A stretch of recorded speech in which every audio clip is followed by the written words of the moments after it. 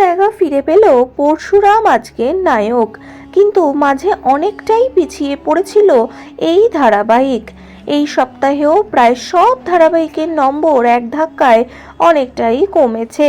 প্রথম 5-এ কারা আছে আসুন জেনে নিন।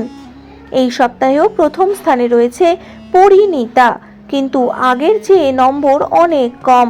6.1 পেয়ে প্রথমে রয়েছে এই ধারাবাহিক। একই স্থানে রয়েছে জগদ্ধাত্রী, তাদের প্রাপ্ত নম্বরও 6.1। এই সপ্তাহে দ্বিতীয় স্থানেও রয়েছে দুটি ধারাবাহিক, চিরদিনই তুমি যে আমার এবং পরশুরাম আজকের নায়ক। আগের সপ্তাহে প্রথম 5 থেকে ছিটকে গিয়েছিল শিবপ্রসাদ আর তটিনীর কাহিনী, তবে এই সপ্তাহেও যে তারা খুব বেশি নম্বর পেয়েছে তা নয়।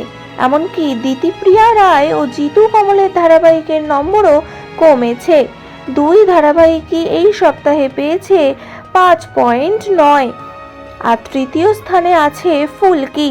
শুরুর দিন থেকে প্রথম 5-এ নিজেদের জায়গা ধরে রেখেছে এই গল্প, তারা পেয়েছে 5.6 নম্বর। বেড়েছে আমাদের দাদামণির।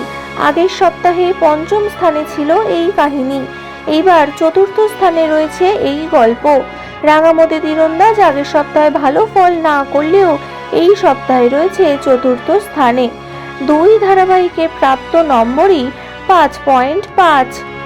বহুদিন পর নম্বর বাড়ল রাজরাজেশ্বরী রানী ভবানীর। 5.2 পেয়ে টিআরপি তালিকায় পঞ্চম স্থানে রয়েছে এই কাহিনী।